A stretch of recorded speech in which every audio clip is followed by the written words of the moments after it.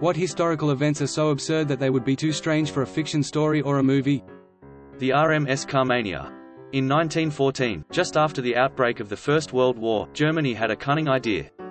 They needed to ensure naval superiority in the Atlantic, but there was no way they could manufacture enough new battleships in order to contest what was traditionally Britain's inviolate domain. So, they took the SMS Cap Trafalgar, an 18,700 TN ocean liner, and retrofitted it with two 4.1-inch guns and 6 1-pound pom-pom autocannons, and also had one of its funnels removed so that this colossal Frankenstein's monster of a ship would appear, for all intents and purposes, to be a cruiser under the command of the British Merchant Navy. The ruse complete, it would prowl the South Atlantic under false flags. Dressed as a British ship, it could approach the British supply line and at the last minute fly the German colours before wreaking havoc and undermining the until now unimpeachable British Navy.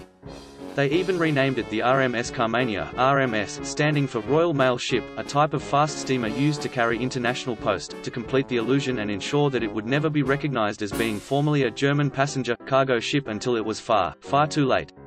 Military historians generally concur that it was a bold but brilliant plan. At a fraction of the time and cost of a new custom-built battleship, the newly christened RMS Carmania should cost the British fleets thousands of lives and millions of tons of lost ships before it could be reliably identified. Except for one tiny problem. On the 14th of September 1914, after a fruitless first voyage ending with no sightings of any targets and being forced to refuel empty-handed, the RMS Carmania met its first ever opponent just off the coast of Trinidad. It was the RMS Carmania, a 19,500 TN luxury cruise liner retrofitted with 8 4.7-inch guns and deployed as a cruiser by the real British Merchant Navy. From 4 miles away, the real RMS crew realized that the ship they were looking at was not in fact the ship that they were standing on and opened fire. It took 2 hours of vicious age of sail-style broadsides, but eventually the doppelganger was sunk with the main victor limping away under escort to Brazil for repairs. Bonus facts I discovered while answering comments. Fact 1. Towards the end of the fight, the first ship to arrive was a German ship called the SS Kronprinz Wilhelm. At this point the British RMS Carmania was barely afloat, holed beneath the waterline and likely to be finished off by a stiff breeze. But the Kronprinz Wilhelm just turned and left without getting involved. Turns out, the Kronprinz had been listening to SOS calls from both ships and knew that the RMS Carmania had sunk, but wasn't sure which was which. Rather than investigate and likely get caught by other British ships answering the same calls, they decided it might be a trap and left them to it. Because of this, the Carmania was rescued and went on to sail for another 18 years. Fact 2. The RMS Carmania had a sister ship called the Coronia, and together they were known as the Pretty Sisters. This was publicly known information. The Cap Trafalgar was deliberately disguised as a pretty sister, based on the designs and appearance. So it's not even as though the Cap Trafalgar were deliberately disguised as the Carmania, it was 50-50 that they could have impersonated the Coronia, save for the name painted on the front of the hull. The outcome could have been very different, save for a coin flip between two names. Fact 3. The RMS Carmania had gone to Trinidad because they knew that islands nearby were being used as staging posts for German ships, and the first they encountered was another retrofitted ship that had been sent there to hunt cargo ships. Effectively, the RMS Carmania was a secretly retrofitted cargo ship, hunting another secretly retrofitted cargo ship, that was itself secretly hunting cargo ships, but couldn't find any except for the one that wasn't a cargo ship anymore and who knew they were there anyway, so it wasn't a secret anymore. Spy vs Spy barely begins to cover it. I bet the Germans saw the real Carmania and went, "Oh man, you gotta be kidding me." The Latrine disaster of Erfurt. Link. In 1184, the King of Germany Heinrich VI held court in the Petersburg citadel in Erfurt. On the morning of the 26th of July, the weight of the assembled nobles caused the wooden second-story floor of the Peterskirche to collapse. Most of them fell through into the latrine cesspit below the ground floor, and about 60 of them drowned in liquid excrement. Booty way to go. Wojtek, the soldier bear. He served in the Polish army in World War II, helping his fellow soldiers by carrying heavy crates of ammunition into battle, saving precious time during combat. He had been recruited as a soldier when his division had to board an English ship which didn't allow animals on board. Outraged, the Polish then made him a soldier, and he lived through the war to die of old age in a zoo in 1963. Battle of Zebes. That time in the 1700s, when the Austrian army got confused, waged a huge battle against itself within its own lines, and lost an estimated several hundred to few thousand men and a lot of equipment and money in the process. They then retreated. The Ottomans, whom they were originally intending to fight, showed up 2 days later. Hitler, Tito, Stalin, Trotsky, and Freud were living in the same Vienna neighborhood in 1913. The best sitcom setup. Edit. Our Comrade S show seems to already have the idea. Back in the 1780s, after being elected president, George Washington decided to send a letter to Congress that basically said, "Hey, looking forward to working with y'all. This will be exciting." However, George wasn't very eloquent, and was generally busy and stressed, so he asked his friend James Madison to compose the letter to Congress, which James did. When Congress received the letter, they decided to respond in kind, not wanting to slight the new president. They wanted to send back a letter that essentially said, "We're glad you're excited, so are we." They decided there was no one better in Congress to write the letter than their very own, James Madison. So, James writes a response to the letter he wrote in the first place, and Congress sends it to George. George decided to respond with something along the lines of, "Oh, good, I'm excited that you're excited, too." And since his buddy James did such an excellent job with the first letter, George again went to him and had him compose the response. Congress received the letter and, again not wanting to be awkward and ignore the president, decided to reply with yet another letter that basically said, "Hey, we're excited that you're excited that we're excited," and once again, they had James Madison compose the response. So James Madison, future fourth president of the United States, wound up writing himself 4 letters back and forth between George Washington and Congress, and was too embarrassed to tell anyone about it while it was going on.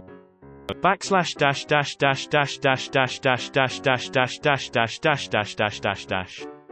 Edit. A few people have asked for a source, and I googled my little heart out and finally found the following snippet in an editor's note on the initial letter George Washington sent to Congress. Link.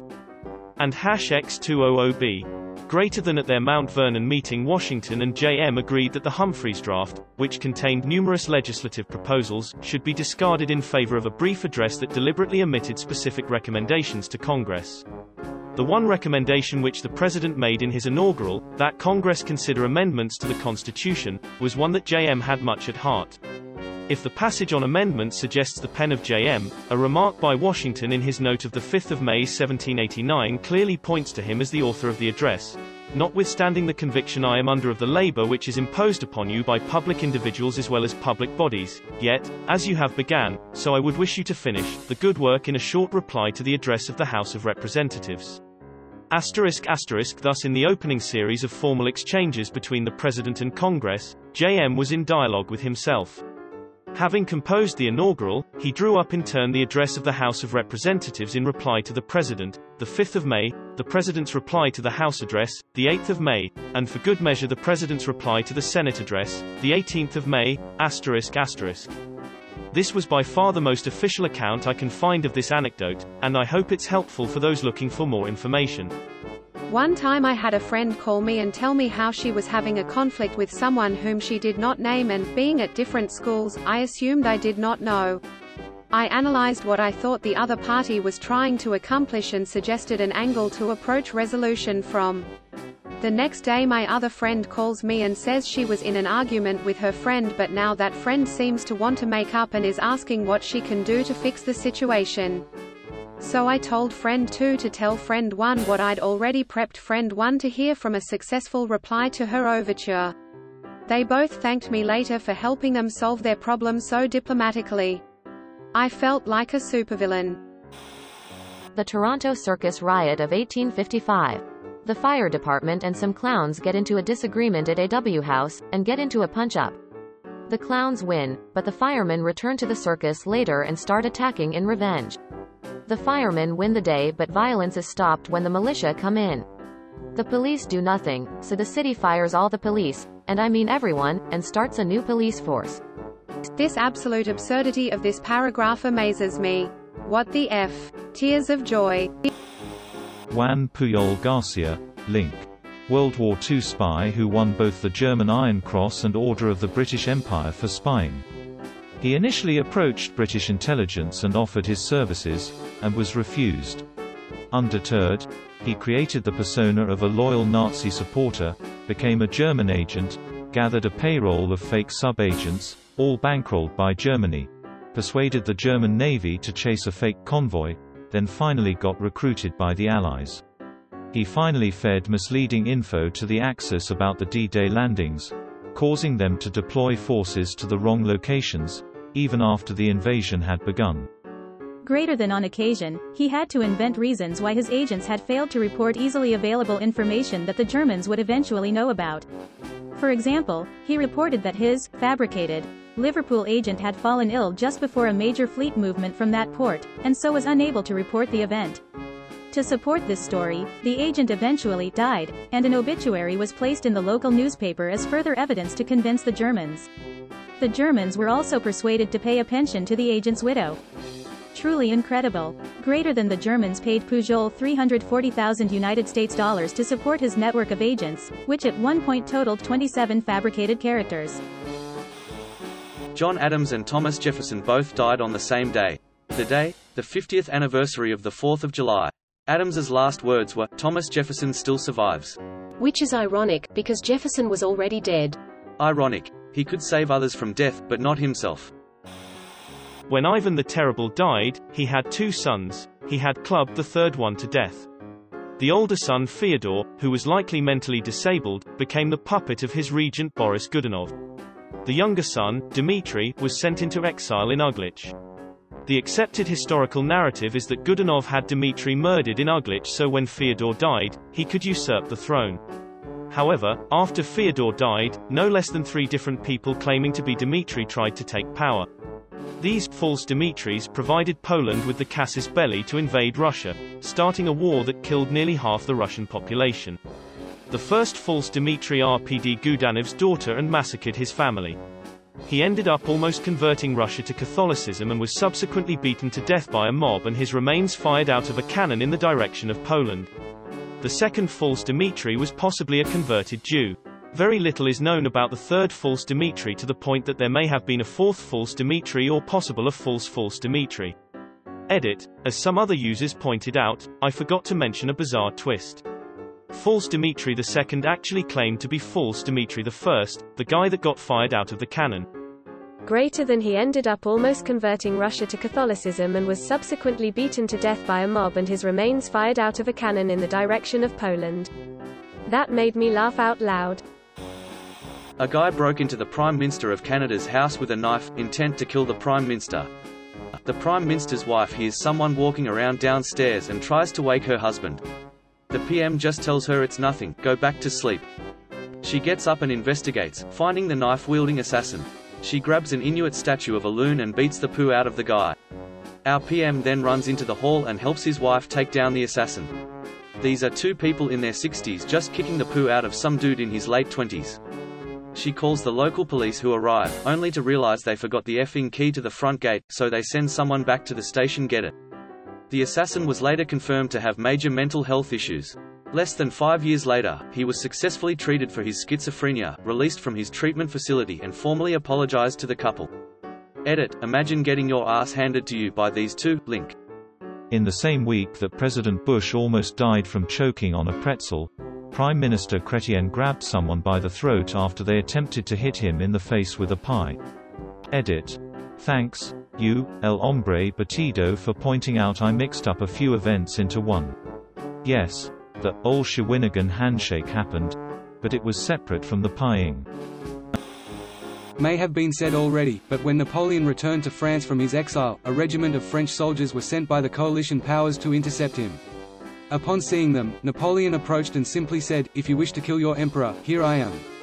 The commander of the regiment ordered his men to open fire. Out of the 2,000 soldiers present, not a single one obeyed the order. They all joined Napoleon and marched to Paris with him. Truly a real-life Mary Sue. At least until he was thoroughly beaten and exiled again, permanently this time. This scene was actually in that old Waterloo movie. Seemed a bit over the top to me when I watched it. Maybe not an event, but pretty absurd. In an attempt to claim control of the former Spanish Empire's territories in the Americas, the French ruler, Napoleon III, created the term Latin America. Because if the territories were Spanish, or formerly, then the French had no right to them, but if he got the world to call it Latin, which the French were considered a branch of, then Napoleon III could attempt to take them for a new, glorious, French Empire. This would also reassure the British, US, and Dutch that he was not going after their American territories, since they were not Latin countries. In other words, we call Hispanics of the Americas Latin because it was French propaganda used to legitimize their rule over South and Central America. Edit, forgot to mention this would also affect former Portuguese holdings, Brazil, and lost French territory, Haiti and whatnot. Edit 2, turns out Napoleon III only popularized the term. It had existed a few years before he latched onto it. So, although he didn't coin the term, he is the one that made it popular. The assassination of U.S. President James A. Garfield. Basically, this guy named Charles wrote some essays campaigning for Ulysses S. Grant's failed 1880 nomination, and when Garfield ran for president, Charles Ctrl+F the other politician's name and replaced it with Garfield's name. When Garfield won, Charles marched up to the White House claiming to be owed some credit for that and wanted to be rewarded for his efforts by being made a consul to Vienna or Paris. He was told to scram, and he was so mad that he decided then and there that he'd teach him a lesson by killing Garfield. So he went to a store and chose to spend a little extra cash on the ivory-handled pistol because he thought it'd look better in a museum as the gun that killed the president. He was short $1, so the shopkeep lowered the price. Charles then set about making plans for his eventually arrest, such as trying to tour the prison where he assumed he would be jailed. His first opportunity to kill Garfield came as the president was seeing his wife off at a train station, but Charles felt it'd be cruel to kill a man in front of his sick wife, so he opted to wait. His next chance popped up as Garfield was hanging out with Robert Todd Lincoln, who had a knack for being close with presidents who got killed. Charles walks up, fires, and was immediately arrested. Thankfully, Charles wasn't all bad, and as he was being loaded up, he handed the cop his gun, which the cop had forgotten to grab from him. Garfield was taken back home and doctors dug around inside him with dirty fingers looking for the bullet. We'll come back to that. The Navy rigged up a makeshift air conditioner for Garfield to help with his fever, and they even called in a cameo from Alexander Graham Bell to make a metal detector to find the bullet, but they didn't account for Garfield being on a metal-framed bed or bother to check the side of his body where the bullet was lodged. Not getting better, they sent Garfield by train to a cottage on the beach where volunteers even helped build a rail line to the cottage to make it easier. Remember how they kept digging in the wound with dirty fingers and tools? Yeah, that got infected, and after nearly 80 days of misery, Garfield died. Modern doctors and historians believe he would have likely been fine if they'd just treated the wound and not worried about digging out the bullet, or at the very least been smarter about getting the bullet out. Charles sat in jail until his trial, where he insulted his lawyers, gave his testimony in the form of poetry, and passed notes to people in the audience asking for legal advice. He sang, he put out ads in the paper looking for a wife, and had plans to go on a speaking tour once he was found innocent. He wasn't. Charles was sentenced to death by hanging, danced his way up to the rope, and sang a song he wrote. The orchestra he requested was denied. He was hanged, and now part of his brain is on display in Philadelphia. Edit, and fittingly, the president named Garfield died on a Monday. Theodore learned to avoid doctors from Garfield. From the last time this was asked. The marathon at the 1904 Olympics in St. Louis. Asterisk, the first-place finisher did most of the race in a car. He had intended to drop out, and got a car back to the stadium to get his change of clothes, and just kind of started jogging when he heard the fanfare. Asterisk, the second-place finisher was carried across the finish line, legs technically twitching, by his trainers. They had been refusing him water, and giving him a mixture of brandy and rat poison for the entire race. Doping wasn't illegal yet, and this was a terrible attempt at it, so he got the gold when the first guy was revealed. Asterisk, third finisher was unremarkable, somehow.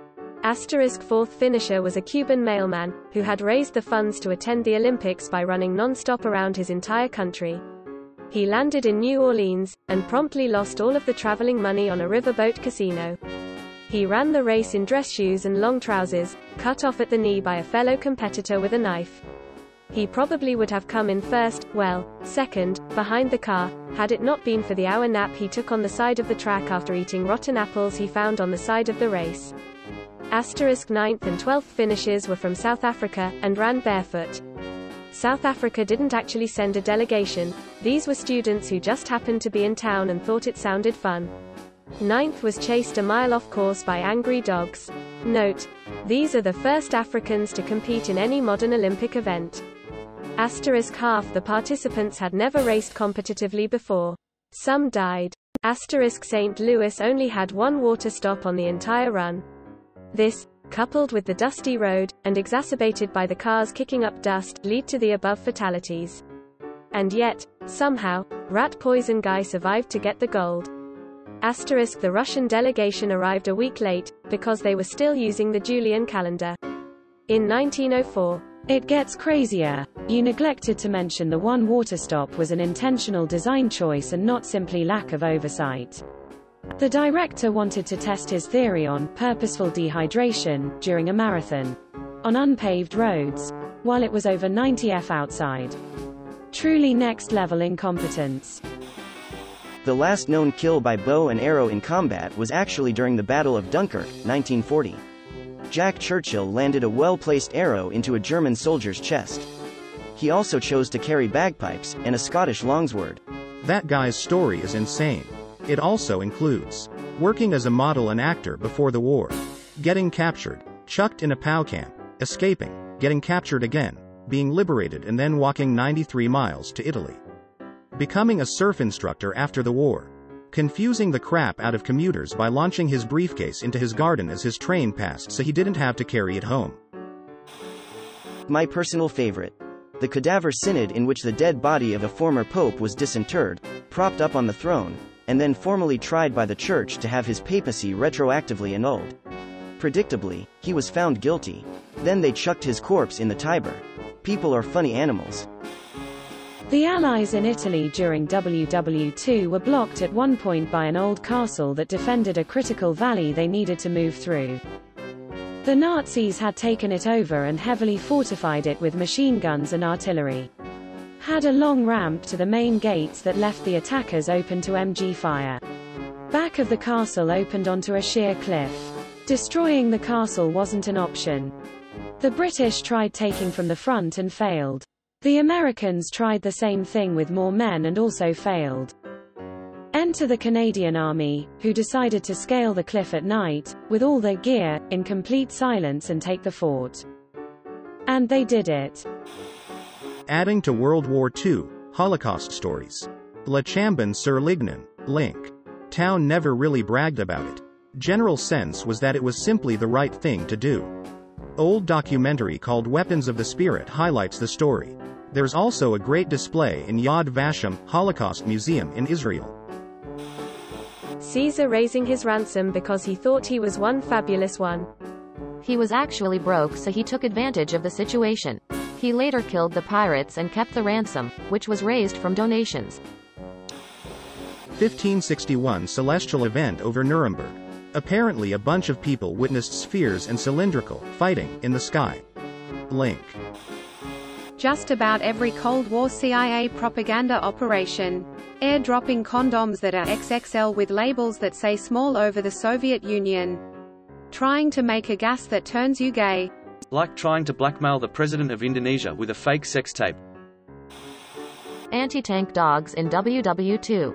The Soviet Union strapped bombs to dogs and trained the poor things to run under tanks where they'd blow up.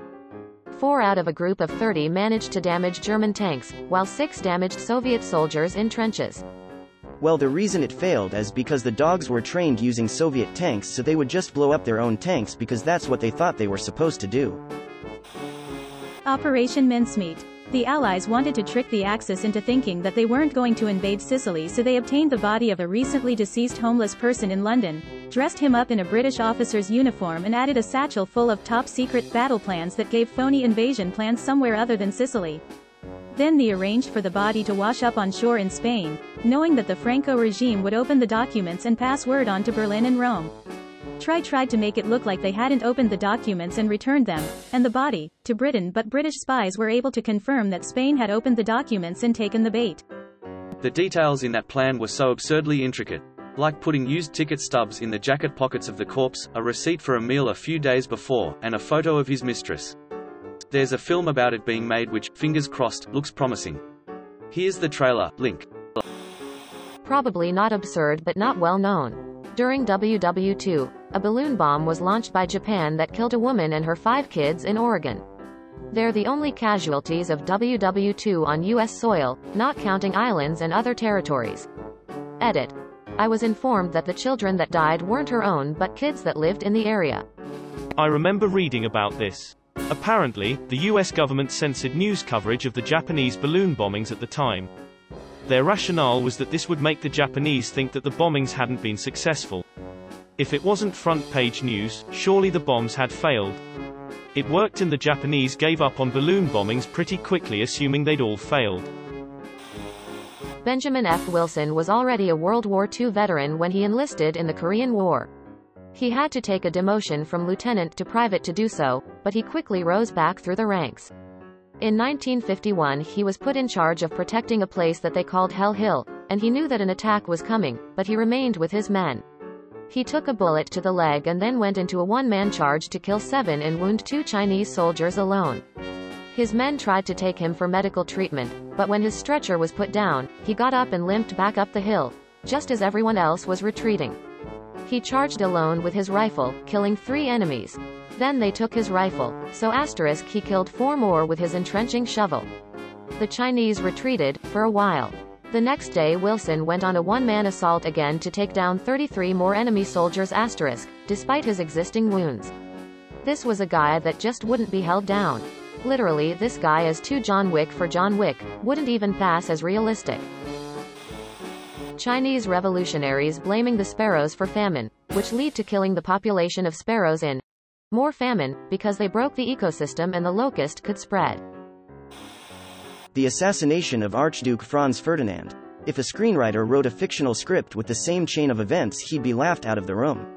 Let's see. Background. Out of the more powerful figures in Austria-Hungary, Ferdinand was one of the most sympathetic to the Serbians. The route he would take was published.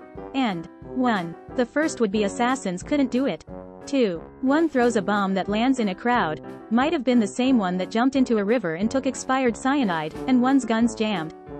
3. Ferdinand, instead of going back to Austria-Hungary, decides instead to visit the wounded in a nearby hospital. 4. On the way to the hospital, his driver makes a wrong turn to a street with a sandwich shop, where his assassin just so happened to be eating our plan failed, I need something to take off the edge, sandwich. For example, immediately after being shot, Theodore Roosevelt continued by giving a 90-minute speech before going to the hospital. Actually, all of Teddy's life is fairly absurd now I think about it. The surgeon Joseph Lister performed a surgery that had a 300% mortality rate. He was performing a surgery in 1851, wherein he was removing a patient's leg. As he was cutting, he sliced the fingers off one of his assistants, and the assistant and patient both later died of gangrene, as well as one of the spectators in the surgical theater dying of fright. Edit. I've been corrected, it's Robert Liston, not Joseph Lister. Thank you for watching. We upload new videos every day, so be sure to come back for more fun. Please consider liking and subscribing if you enjoyed the video.